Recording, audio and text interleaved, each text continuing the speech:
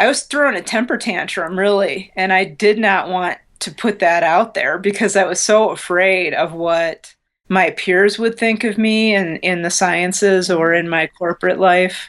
I was terrified, Yeah. absolutely terrified.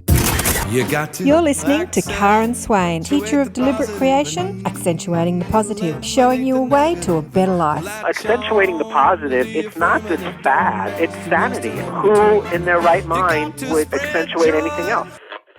Hi, you're with Karen, accentuating the positive. I'm so excited to bring you another fantastic show filled with insights for those conscious explorers, accentuating the positive, showing you the way to a better life. I'm so excited to have Nancy Rynes on the show with me today. She had an incredible near-death experience which completely shifted her whole perspective, her whole world. Only last year, 2014. She was an atheist and an agnostic, or an agnostic and an atheist before that, and she had a life-altering experience with this near-death experience. Let me tell you a little bit about Nancy. Nancy holds a degree in geology from Northern Illinois University and spent most of the first 15 years of her professional life as a scientist, analyst, and science technical writer and corporate trainer. While her parents raised her in the Roman Catholic faith, she left those religious teachings in high school, and for 30 years, from her teens until her bicycle accident in 2014, Nancy considered herself to be agnostic at best, atheist in truth. You'll have to excuse the first few minutes of this video because I made a big mistake and left the screen sharing on, so it's showing you the shared screen, but it cuts out. I kind of wake up to what I've done after about 10 minutes, 7 minutes. Enjoy our conversation. It's a fascinating conversation. So great to have you on the show, Nancy. Welcome. Yeah. Thanks for having me. I really appreciate it. Yeah. What I love about your story is that as your bio says, you were completely agnostic and atheist, like didn't entertain any silly, frivolous ideas of New Age. And then you had this horrific accident. Do you want to just run through what happened? And it happened quite recently, 2014. It was about just a little bit over 18 months ago, so January of 2014. I was just out riding my bike here in town, and a woman who really shouldn't have been driving, she didn't have a driver's license, and she wasn't wearing her driving glasses, just broadsided me while I was on my bicycle. And it was because she was texting. So she was trying to text, here she was on the top of the steering wheel texting, and didn't see me because she was too busy with her phone, and just ran right over the top of me. Wow.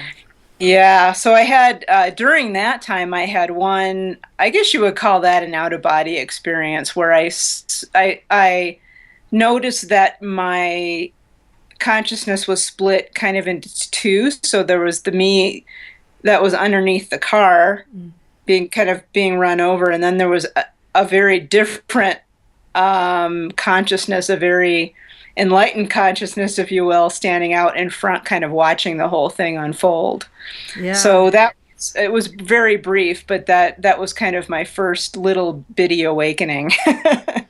Yeah, some people have described that. I've described that as the witness, when you're witnessing your life. Right. That broader part of you that's watching the show. I experienced that when I was little, when I was younger, when I was going through a traumatic emotional breakup and I was crying and going, oh, poor me. I sort of noticed that there was a part of me watching me and having a really good time eating popcorn, watching the show. That's sort of what this felt like, yeah. So let me ask you, when you were experiencing that witness part of you, were you in pain? Like you were in this horrific accident. Were you in a lot of pain at that time? No, that was the really odd thing about it. The only thing that I physically felt was the initial impact, and it actually wasn't painful. It was just like I felt someone pushing up against me, and it was the impact of the truck. It was actually hit my right side, and I didn't feel any pain after that, really. It was until everything calmed down. Once the paramedics got there and they started working on me. Then I started to feel pain again. But during the accident itself, I didn't feel, luckily, blessedly, didn't feel any pain, although I was conscious through the whole thing. Yeah, yeah. So you said, I saw you interviewed on another YouTube channel that there was a little bit of a savior that came during when the truck stopped and you were trying to get out. Do you want to talk about that? Right. So I didn't know it at the time, but my back was broken in 9 places, and then my neck was broke. I think 3 of my neck vertebrae were broken. I didn't know that. And a woman ran up to me after the truck finally did stop. I was struggling to get out from under the truck, and I just wanted to get up and run. That's kind of the animal instinct, is to get up and run away. And this woman who had this beautiful blonde hair in a ponytail ran up kind of from my left, and she gently put her hands on my shoulders and said, "Don't move. My name is Anne." Or Annie, I can't remember which now, but she said, "My name is Annie. I'm a trauma nurse, and I just want you to lay still because you may have hurt yourself, or she may have hurt you." So I laid still, and it's a blessing that she came, because if I had moved any more than I did, I'd probably be a quadriplegic right now. And my neck was in really bad shape. My back was in pretty horrible shape, and whoever she was saved my ability to walk, and she sort of disappeared. So she stayed for a little while. She asked me, while the paramedics were working on me, she asked me, "Do you want me to go to the hospital with you and help call your family?" And I said, "Yeah, please come to the hospital with me." And I never saw her again. She kind of disappeared. No one else, she didn't talk to anybody else at the scene except one of the police officers, but she would not give him her name. She talked to him for just a couple minutes, and she disappeared.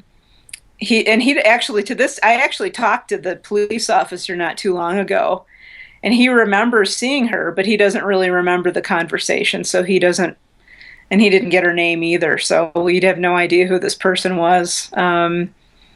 A lot of people have said she was a guardian angel, and I wouldn't be surprised.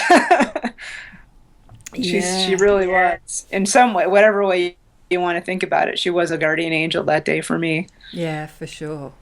And how did the near-death experience happen? Because obviously when you were hit by the truck, you had this out-of-body experience, witnessing the witness, or perceiving the witness. Right.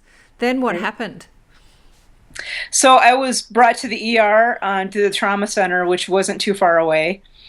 And over the course of the rest of the day, they realized how badly I was injured. I had at least 24 broken bones, most of them in my back and neck. And the lower part of my back was shattered. And they decided that I'd need either to be in surgery on Monday, or I would be laying on a bed in a cast for at least 6 months. So I chose the surgery.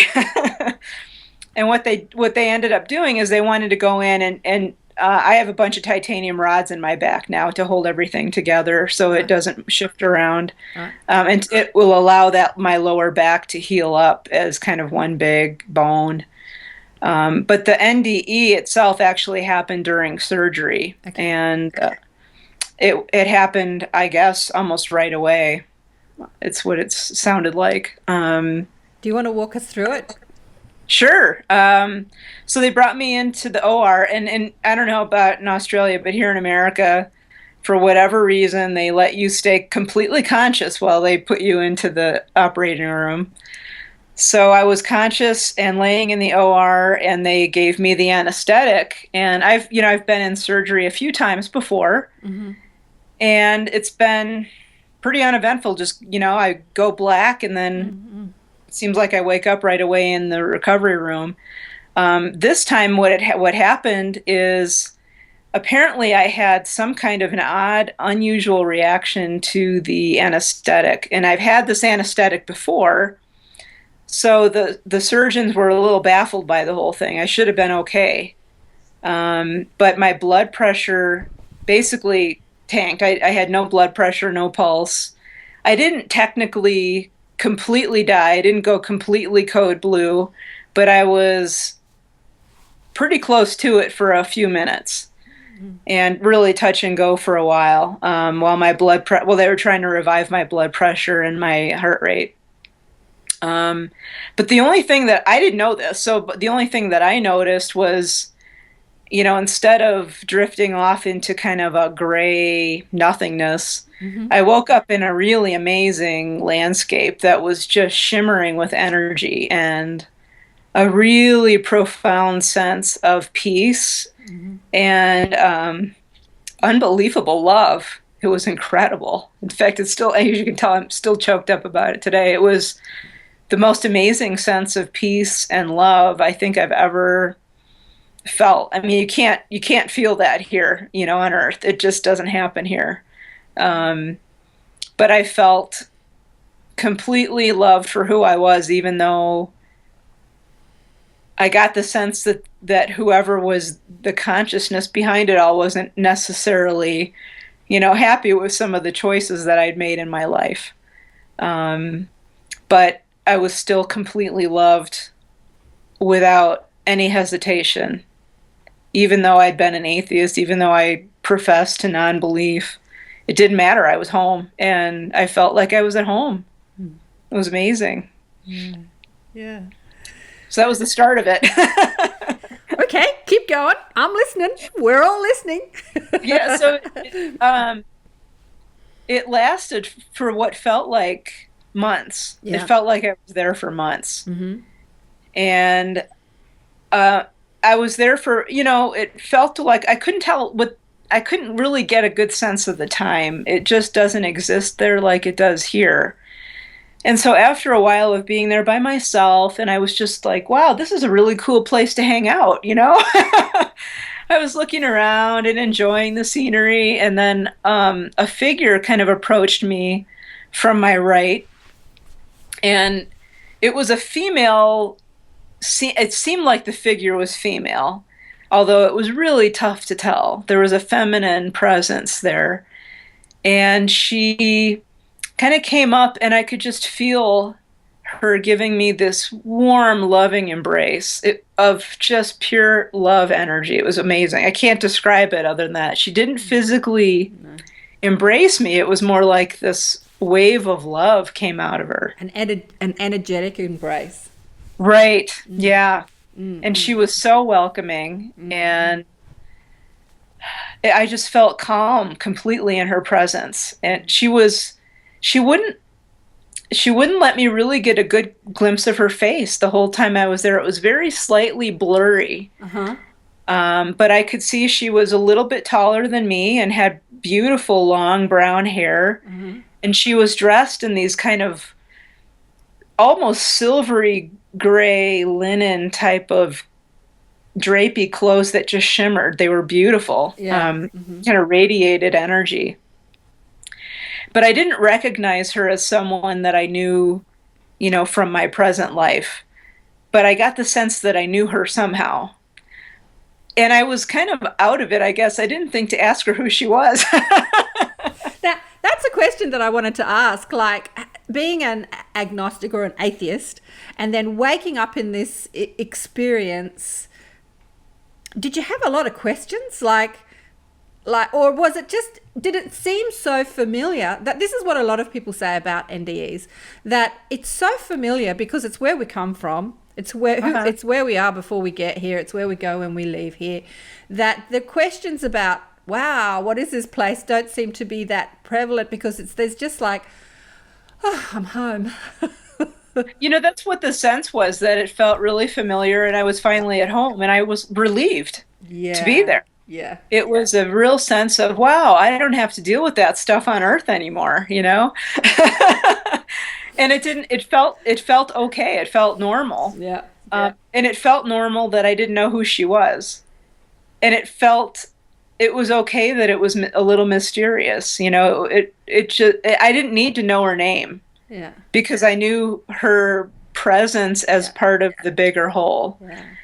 And the odd thing was that she said that she spoke for many others as well, but they chose not to all show up because basically it would freak me out. There would be too many people. So there were several others that were there with her, but that were speaking through her. I couldn't see them. I could sometimes sense them kind of back there, but I never actually saw them, although I could hear and sense them speaking to me through her. She was like she was a radio of some kind, at some point. She would talk to me on her own, but then she would also relay things from them as well. She was a transmitter and receiver. Right. Yeah, she was wonderful. Because, here's the thing. This is why I love talking to people like you that have had these experiences, that that saying, as above, so below. Like anything that goes on in non-physical actually goes on in physical, but we're just not that aware of it. Like a couple of things you said. She embraced me, but not with her arms, with her love, with her energy. We can do that. We can do that. We can embrace someone with our love, and we don't even have to be in the same room with them, and they can feel it like that. And also that transmitting and receiving, that's happening all the time too. Our thoughts are transmitting and we're receiving information. Like that's happening all the time.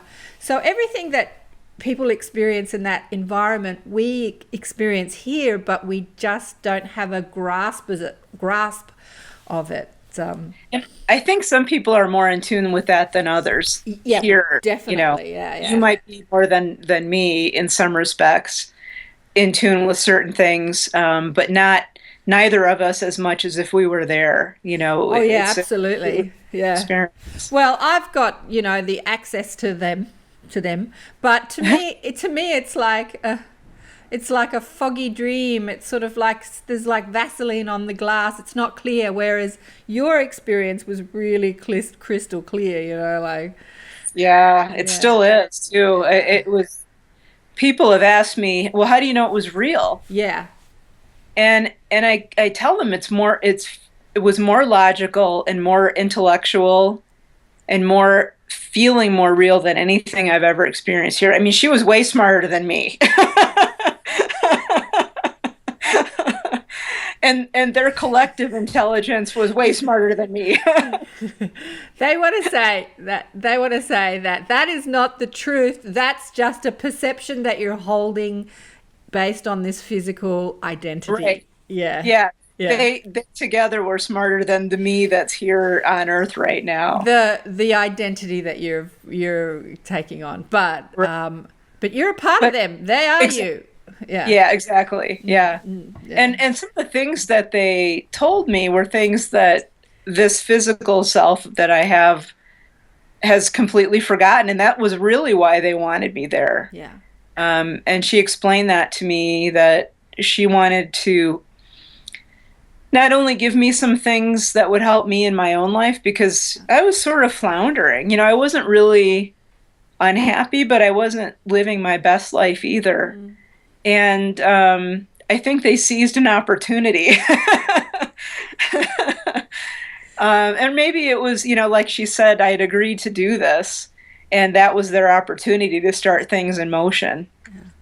But I learned so many things. I mean, it was basically Heaven and Life 101, all shoved into those, couple 3 Earth minutes, which, for me felt like months. It was amazing how long we were there. I was just walking, and she was teaching and talking to me and telling me things, and it was going like directly into my brain. It wasn't really sometimes it was a verbal communication, but most of it was kind of like right in. Yeah, right, telepathically. Yeah. But I learned a lot. Did you go through a life review? No, actually I didn't. Okay, cool. Yeah. Yeah, I didn't. I went, as I was in the accident itself, I noticed that the me that I was thinking about my life just in a little bit, but I wasn't given that full life review like a lot of other people talk about. Yeah. I didn't go through a tunnel thing either. I was just like there instantly. I had another conversation with a brilliant brilliant woman, Natalie Sudman, who has written a book called The Application of Impossible Things. But here's the difference between you two. Natalie was already conscious and already in deep communication with her guides and already working as a psychic and a medium and a healer. So she was already there. But what's really interesting, and this is why I wanted to talk to you, was when she had her NDE, she was blown up in a bomb blast in Iraq. She was working as a civilian for the army in 2007. Was that in that moment, she was in the body, the next minute out of the body, and she was in front of a whole crowd of light beings, and they were downloading information and uploading information. But she was already present, and she didn't need to have tunnels and lights and traveling. She didn't, her consciousness, her identity, personality identity, didn't need to go through some sort of transition from this perspective to that perspective, because she already was aware of that perspective. But what I find interesting about you is that you were not aware of that perspective. And yet you didn't have that transitioning from one dimension to the other, like the whole white lights and tunnels and meeting relatives, and that's all for the benefit of our personality identity that's still caught up or focused in we are the body and we are related to this person, and you know, the story of our life. And as we re-emerge, we kind of drop that story gradually, but usually they take us through a journey, whereas you're like you're there. Yeah, I was immersed head first. Yeah, which was fine. I mean, it didn't, when I was there, and especially before my guide came, I was looking around thinking, well, maybe I'm dead. I was actually kind of hoping, this is cool. If I'm dead, this is great. I can deal with this. If this is what death is, you know, because I was raised Catholic, and so I heard a lot of those stories, and I thought, well, if this is death, this is pretty cool. I could deal with this.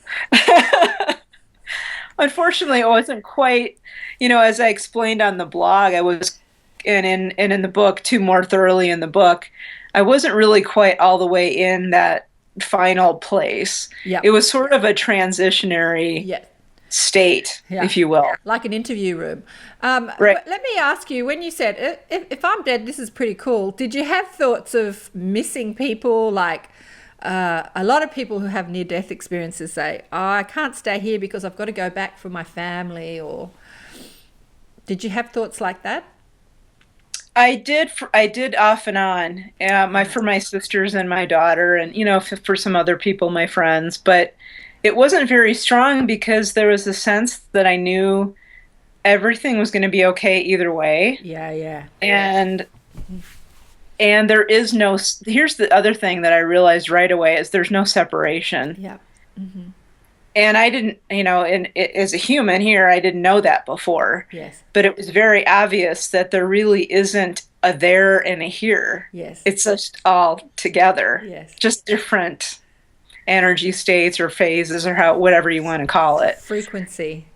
Right. Yeah. Yeah. So I realized that pretty quickly, that there is no difference. There's no separation. Yeah. And so it doesn't really matter whether I die or not, I'll still be around my family. Yeah. It might be hard for them, but at the same time, when you're that blissfully enfolded in that place, it's really hard to come back. As much as as much as you love the family, the people, that you're not really separated from them, so it's okay to be there. Yeah. And I was being taught so many things so quickly that, I realized there really isn't a reason for me to be sad for myself. Yeah. That if I die, I die. Although she made it pretty clear right away that I wasn't going to be going on with her, that I was going to be sent back. So she made it pretty clear that you were over here and that she was giving you some information that she wanted you to take back and write. Because what I love about this is that, you know, you're a corporate training, you're a scientist, and you've got all this corporate, you know, communication, beautiful communication skills, great writing skills. And so you have the perfect tool to be able to bring back the information and get it out there in a, you know, very easy way for people to access. And of course and so this happened in 2014 and you've already written the book, you've got it, and it's just been published. So you're right, you're on the ball, girl. I mean, it's all happening. Right. Well, I'm used to deadlines. Yes. And so I gave myself a deadline. I didn't quite hit it. But you know, it unfolded in its own time, and you know, some people have said, well, why'd you write it so soon? Yeah. But for me, writing is such a strong part of who I am that it was really, there was no question that I would write about it, because that's how I process stuff. That's how I think about stuff. Mm-hmm. So for me, not to write about it would have been weird. Yeah. You know, so whether it got published or not was immaterial. I was going to write about it so that I could understand for myself and start kind of, you know, bringing that into my own life in my own way. And I needed to write it down. I didn't want to at first. I was throwing a temper tantrum, really, and I did not want to put that out there because I was so afraid of what my peers would think of me in the sciences or in my corporate life. I was terrified, absolutely terrified. I bet. Okay, I want to come back to that. What I want to ask you is, I know that all the information is in the book and you want people to read the book, I get that, but what would you say would be the most profound thing that you were taught for us as humans living this physical life experience? Yeah. And, you know, wanting to know a broader perspective of who we are, more expanded awareness. What would be the most important thing that you were taught? Well, for me, and it's going to change depending on what time of my life I'm in, but for me right now, what it is that love that we talked about, that divine love is here with us, even though we might not be able to sense it. But the big thing is it really, for me, all centered on love, not just, you know, the divine love, but loving each other here and now as much as we can. And we're not going to be God. You know, we're not going to be that. We can't, as humans, I think most of us anyway, can't really experience that level of divine love here. It's really tough. Maybe if you're a saint, you know, or the Pope or somebody that's been doing this for a long time, or the Dalai Lama. But for the majority of us, you know, we love as much as we can. And the other thing that kind of goes along with that, and I think you alluded to it before, that divine love is here through us, all through us, but it's what I learned in heaven, and for the want of a better word, that's the word I use. In heaven, that divine love was somehow forming the scaffolding or the structure of that place. So it was a really integral part of life there, if you will, you know, that sense of love. But it's here too. And so that pervasive love is forming a structure here too. And we can learn to tap into that and to use it and to explore it if we like, you know, if we want to. It's here. It's not somewhere else. So for someone watching this who is feeling low and they want to access that divine love, what would be some of the tips from your broader perspective? So, you know, it depends on where you are. And so some people are more able to experience that love by reaching out to others, and some by looking within. So if you're if you're in that state where you think it might be easier to reach out to others, one of the things that I was taught was to just look into a friend's eyes or your child's eyes and just try to see that person in front of you as a piece of God, a piece of the divine, a piece of love.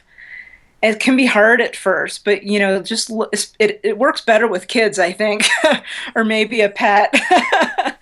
They're definitely less blurry to the love. Yeah. Yeah. Right. Yeah. So just, if you can try to experiment with that by just looking into their eyes and just seeing, that person in front of me also is part of God or part of the divine. And just allow yourself to sit with that for a little bit and see what that feels like in here. And you can also do that with yourself in the mirror. And it's going to be hard for those of us who really don't love ourselves.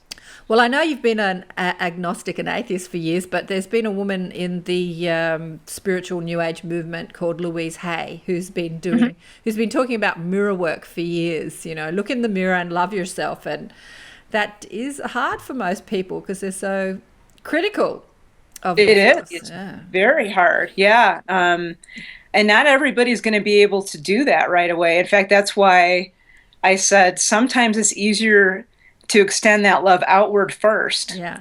And love those people around you. And it can be just as simple as smiling at somebody when you're walking down the street and not expecting anything in return. Just kind of like you said earlier, just sharing that love and light out to people who really don't even know you. That even that little bit can help you feel a connection to them, all these people around you.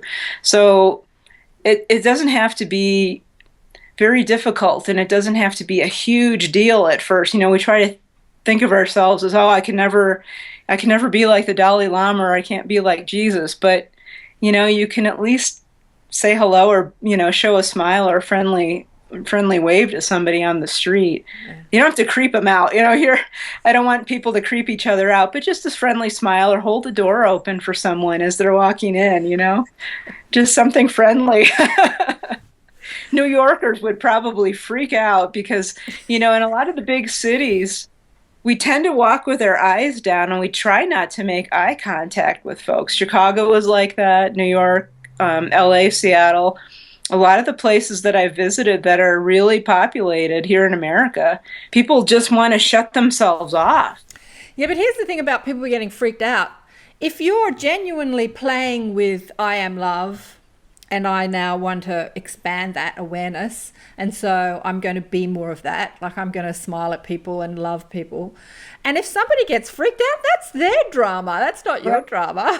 They get freaked out because they don't know how to be that. They haven't been a part of this conversation. They haven't had a near-death experience. They don't know that they're loved.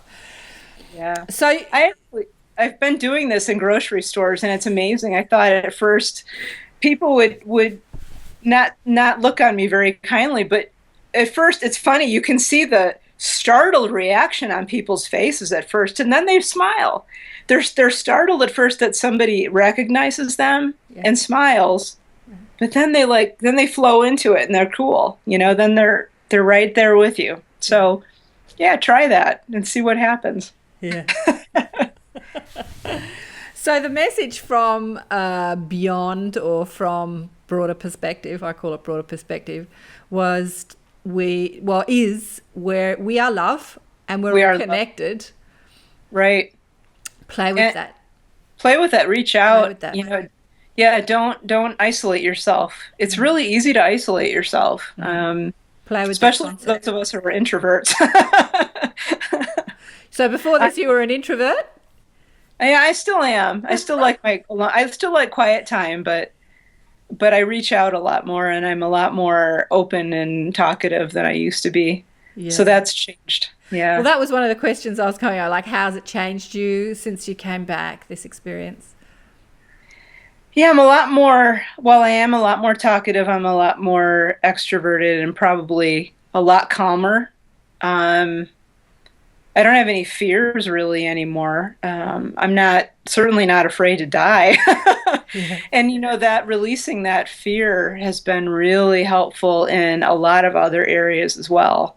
So it's kind of weird. It felt like, this shadow over me, this fear of death, and now that I don't have it, it's just lightened me up, and I'm a lot more able to take, some calculated risks and just be myself a lot more readily than I used to be.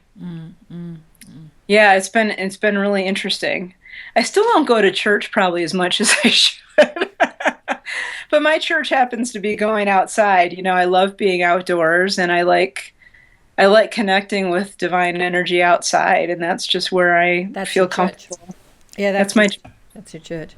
Okay, yeah. So when you came back to this physical perspective, what was your first memory? Were you just waking up from OR or from the operation? Yeah. Yeah, I was waking up in the recovery room, and I was crying, absolutely bawling. So when you woke up, did you have complete memory of it? Like you would, yeah, it wasn't like a dream where you have to think about it. What happened, or it was like there with you?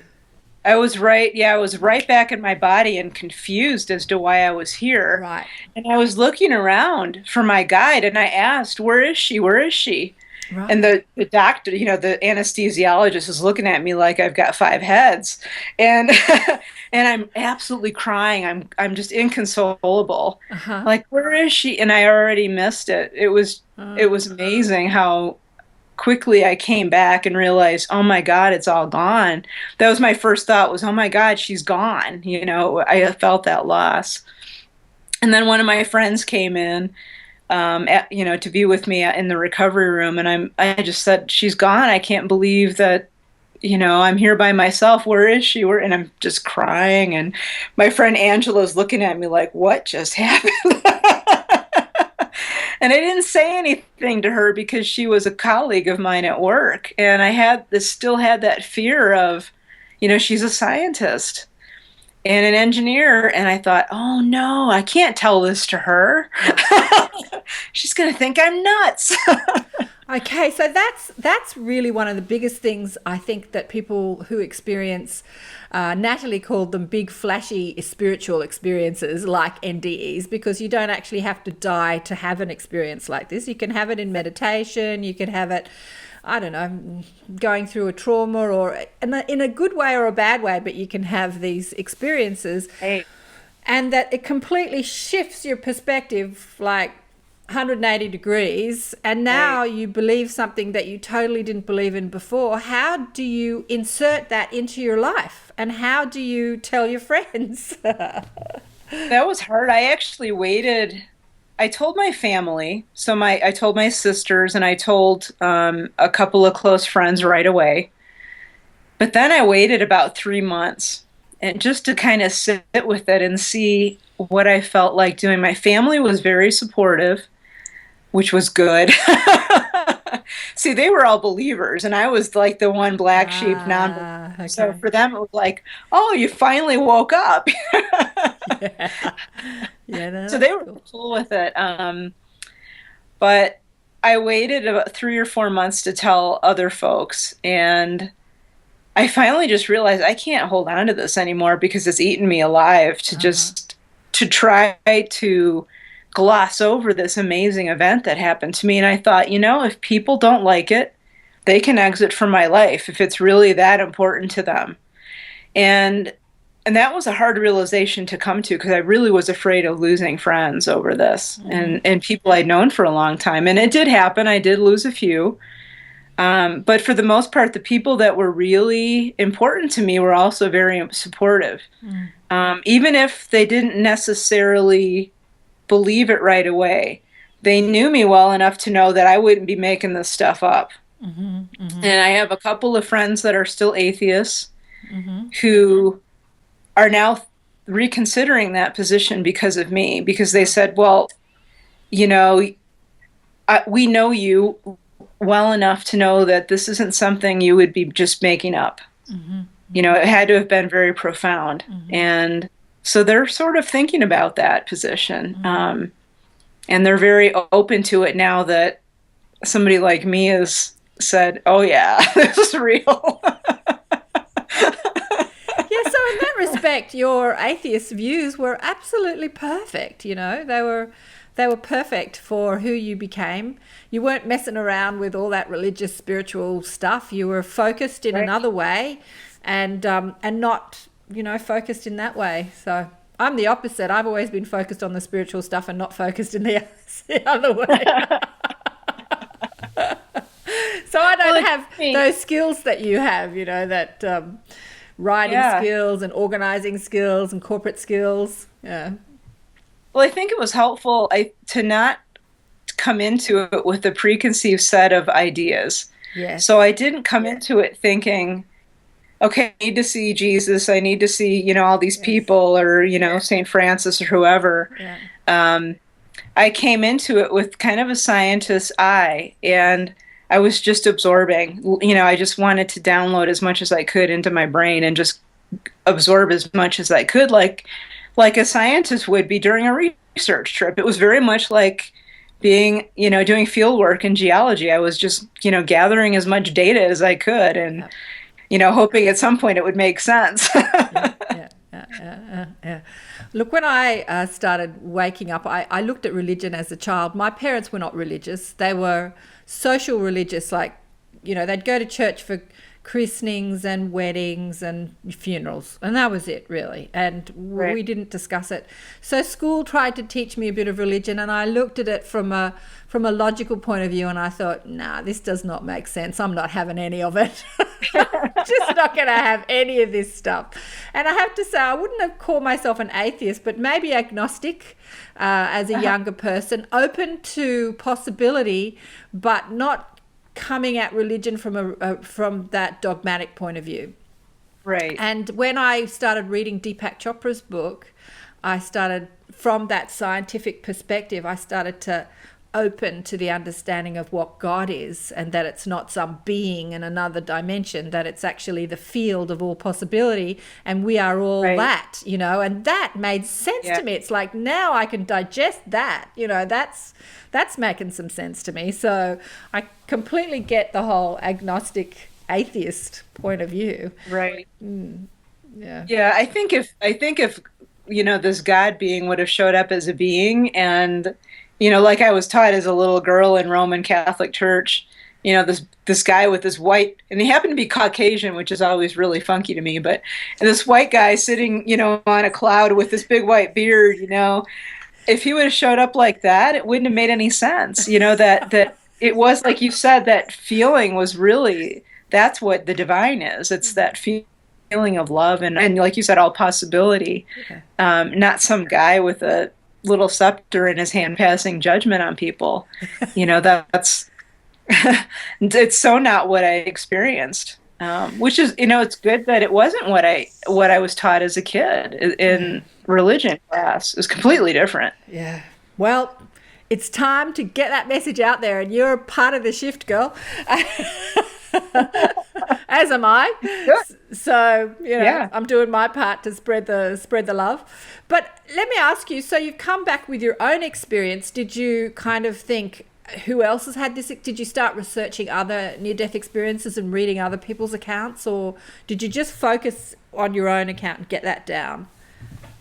Actually, I just did my own. I very intentionally didn't look at anybody else's until after my book was completely done. Mm-hmm. I didn't want what anybody else said in their books to cloud what I was writing. And so I wrote it sort of in the dark. I mean, I had heard about NDEs, but I didn't really know anything about it, and I certainly hadn't read anything about them before. So I wanted to write what I experienced on my own. And then it was really bizarre once I started, so I finished the book in, January of this year, and then we went through several revisions, but the meat of it was done in January or February of this year of 2015. And it was only maybe in March that I started reading accounts from other people, and I was blown away by how similar a lot of it was. I was just amazed. I couldn't believe how just even some of the little details that I noticed when I was there were repeated in other folks' accounts. So I thought, wow, this isn't just me. Yeah. It's a big deal, Did it make it feel more real, or were you already, absolutely there with that? Well, I think it did at first make it feel more real, like, okay, I really do know now that other people have had the same thing happen to them, and it isn't just some raving of a traumatized brain or something. That all these people who have come to that experience from different ways. I mean, not everybody has gotten to an NDE, like you said, the way that I have, but we all report very similar things. Yeah, yeah. And some of it down to some pretty interesting details, which I wouldn't have expected. Can you So tell us some of those details? Yeah, so one of the things that I actually didn't remember right away, but I remembered partway through writing the book, was when I was there, I could hear this kind of chorus of voices. Not really, I guess you could say it was song, but there was kind of a hum, a background hum of other beings. And I thought, wow, that's kind of odd. I don't know what that is. And I sort of, I guess, put it away for a little while. And I remembered it maybe, last November, as I was finishing up the book. And then I talked to someone here in Boulder, Colorado, who had also had an NDE. And she said, "Did you hear the chorus? Did you hear the chorus?" And I'm like, that's what that was. So that was one of them that was really amazing. I didn't realize that other people experienced that too, that buzzing, that the music of the universe. The music, yeah. And then another thing was that I could see or sense like varying types of energy underneath of these objects, if you will. They weren't really objects, but these things that I sensed as objects, like mountains or trees. I could see the tree, but then I could see layers of energy underneath the surface. But they were also tied into my own feelings and emotions and thoughts at the same time. So I could see and sense that my own being was connected to all that around me. And I've heard that same thing from other people, that they could see emotions coming through as different colors underneath of like flowers or something. I thought, wow, that's not just me. It's other people are seeing that too. So that was cool. I was like, wow, that's great. It's not just me. You kind of get a little bit afraid, like, am I really freaking out here? Does this really carry some weight? And it really does. There was another woman in Tulsa, Oklahoma, and I'm going to blank out on her name now. I can't remember her name, but she wrote Revelations of Profound Love, which it's a compilation of NDE experiences. And I read this not too long ago and thought, this is exactly what I experienced. All these different people, dozens of different people, all saying the same thing about, the divine and love and that divine energy. So it was just kind of sent shivers up my spine. It was great. It's comforting, isn't it? It is, yeah. So did they teach you anything about, because I work as a teacher of law of attraction or deliberate creation, did they teach you anything about how your energy attracts, mirrors, creates, how you're the creator of your life? Oh, yeah, that was a huge part of it. Yeah. Yeah, it was big. And I don't know that I fully processed that one yet because it is so big. I'm starting to get a grasp on it. But there's a few things I can share. So part of it is that, that love that pervades everything, that divine love that forms the structure of here as well as, there, for want of a better term. But that energy of love here is completely affected by us. So our thoughts, feelings, words, and actions kind of travel outward from us. And it doesn't just affect the people in our lives. So if I say something nasty to somebody, they'll feel bad at the surface level, but they'll also feel that negative energy as well, kind of that below the surface. But that energy that I send out also affects that field around me. And the way that it was explained to me was my thoughts or my feelings added on to that field of love creates what I experience in my life and what I experienced over there. It was really kind of weird. There was a kind of a fudge factor of divine intent in there as well. So there's me plus, the divine field equals things in my life. but then the divine intent can kind of override some of that at some point, like it did with me in my accident. That's not something I would have chosen. I don't know that I necessarily set myself up for it. So sometimes our own thoughts and intent or intentions can be overridden. Well, you see, this is the thing that people seem to have the most trouble with when learning about a law of attraction or being a deliberate creator or creating their life. They say, I would never have created being hit by a truck. Like, why would I want to create that? You know what I mean? So what you're saying is there was some divine intent. And I'll explain that a little bit more. The divine intent was actually part of me. Yeah. Yeah. And it was part of me before I was born. Yeah. So I had agreed, and I didn't remember this, but it was, they meaning my guide and all those others reminded me, you made this agreement before you were born to have this experience. Yes. And I'm like, oh, great. Yeah, but from that perspective, you would have gone, oh yeah, I remember that. Yeah, I did. I actually, I was like, it was okay with it, because then it became partly my choice. And they said, it was also clear to me that I could choose not to pursue sharing this information if I chose, and it would be okay. Yeah. But I realized I'd made that agreement. Yeah. And I needed to go forward with it just for myself. Yeah, that's something so beautiful, because that's what I teach too. People talk about destiny versus, are things preordained or do I have choice? And what my guides say to me is that, yes, there are things that are preordained, but yes, there is always choice inside that. You can always say, I did agree to that, but I've changed my mind. Yeah. I don't want to do that right now. But when you do agree to something, the impulse to do it is so strong that it is hard to change your mind. So when you do try and change your mind and not do what you agreed to do, you feel like you're swimming upstream, and it's hard work, as opposed to going with the flow.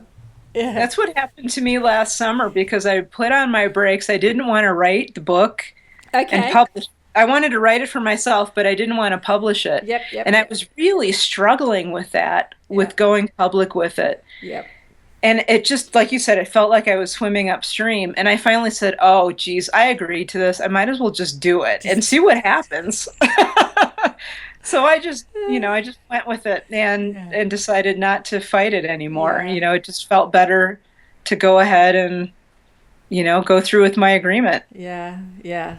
So that choice that we have, it's always there, but it's always easier to go with the agreement. Yeah. Even though we can change it, it's easier. So like maybe meeting people, a lot of women, when they ask mediums and psychics, they ask about love, soulmates. Where's my soulmate, my twin flame?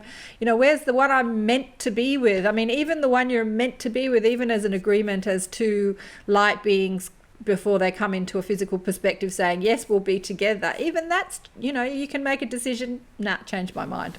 But there's always choice. But which choice is easiest? The easier choice is the one, it's just which one feels the best, really. Mm. Yeah. And it does seem like just going with the flow energy-wise for me. Yeah. That's what feels best, and it's also what I agree to. So, the choice is there, and I have a lot of flexibility in that I can choose how to go forward with the message and how to talk to people. I have a lot of leeway with how I approach all of this, whether it's, public speaking or doing these types of interviews or writing more books. I have a lot of leeway with that. Yeah, I can see your future. So if you want to know, ask me. There's a lot of adventures. There's a big adventure out there for you. And much more unfolding, much more remembering is a better word, a more remembering, because there are things that even now you don't remember, even though you've written a book, and and you will remember, and you're like, oh yeah, I remember that. But I want to say something about that. That's for all of us, because all of us come from that place. So all of us are on this journey of remembering.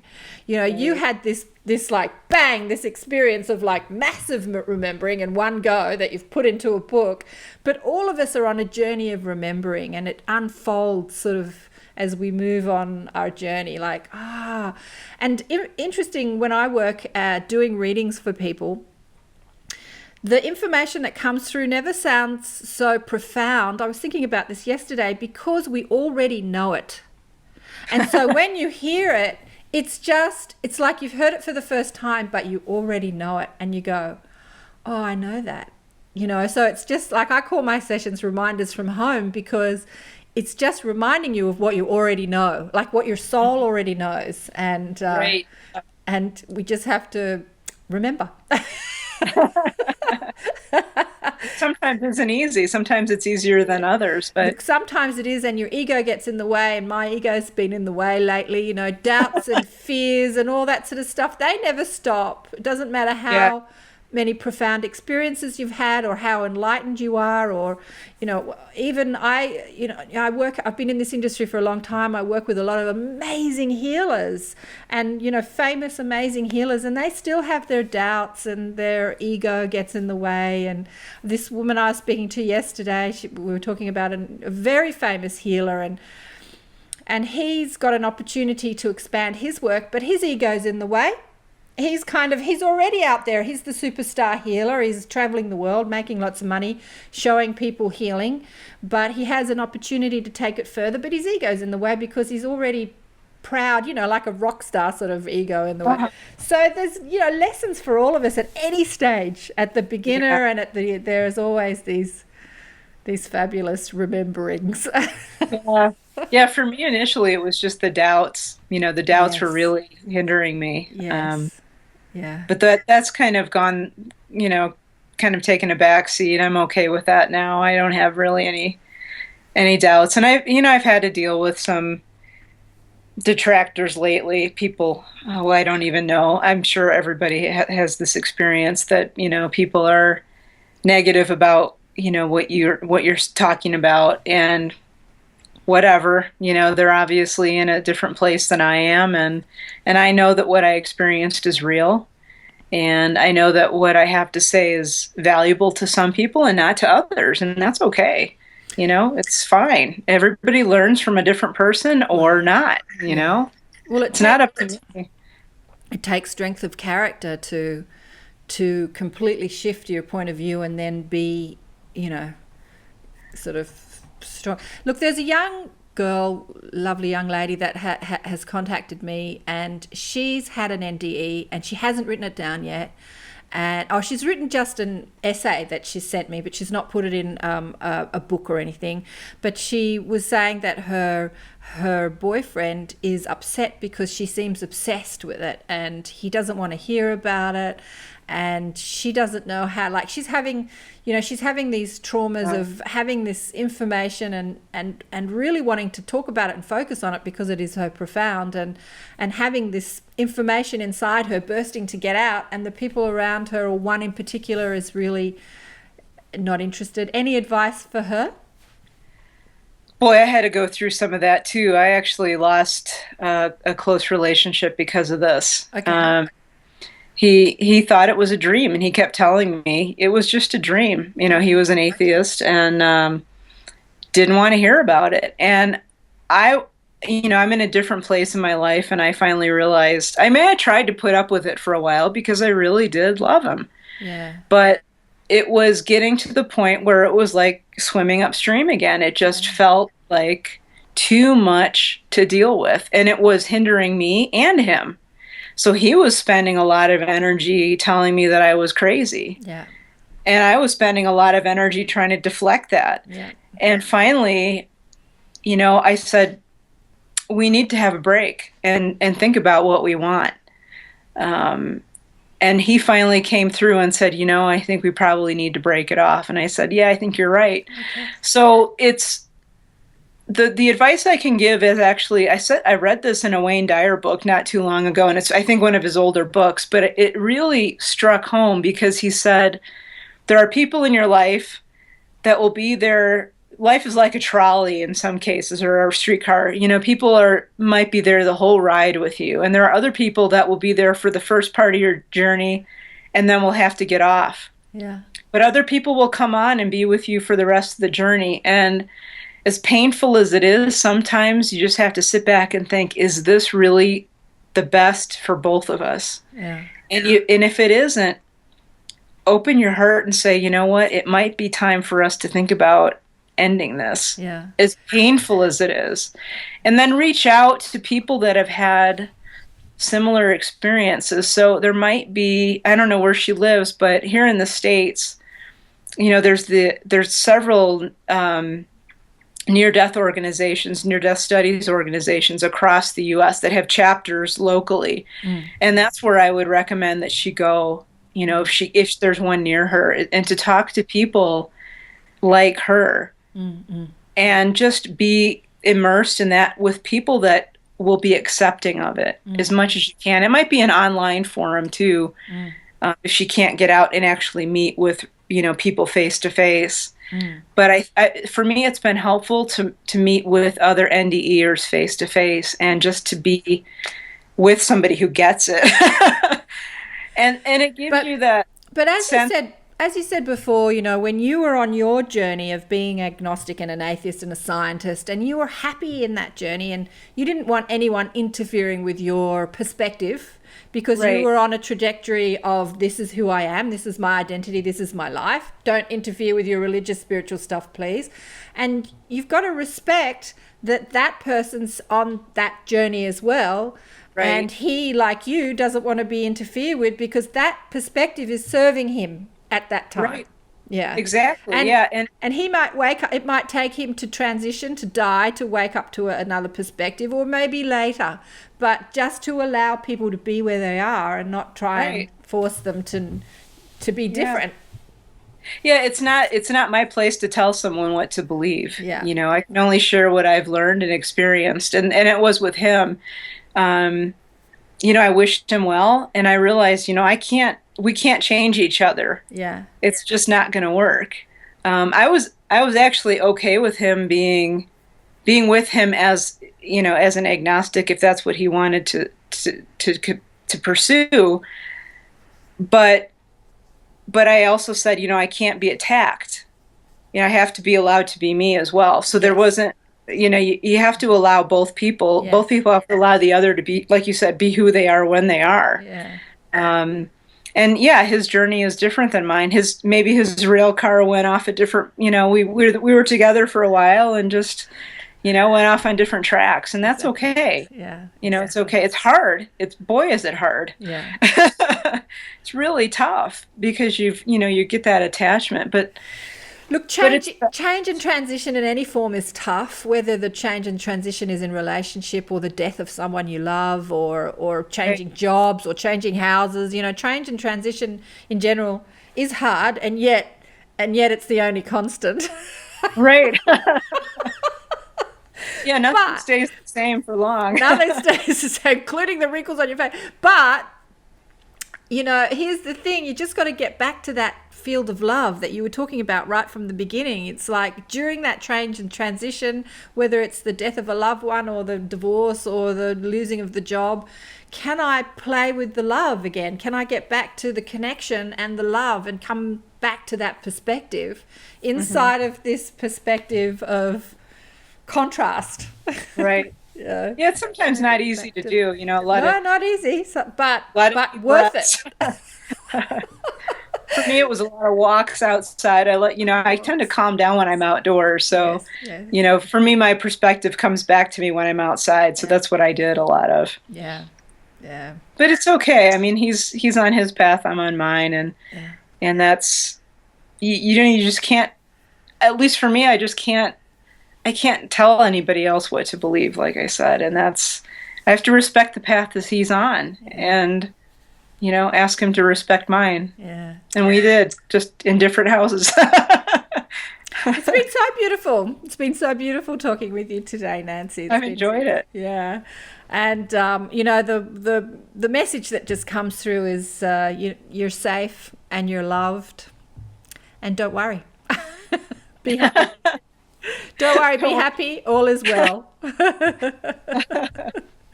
So hopefully people get that same message from your book. I'm sure they will, because you've just released it, so I haven't read it yet. So that's why I'm grilling you. But I think it's well worth the read. I can feel like a lot of books that are written from that perspective, when you read the words, the energy from that perspective is actually in the words. Like I've read a few NDE experiences. Like there's another great book, The Afterlife of Billy Fingers, and the energy that you experience there, you actually experience while reading the book.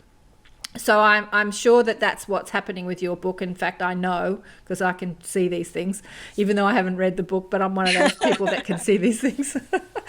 So it'll be a great read. Where can people find out more about you, Nancy?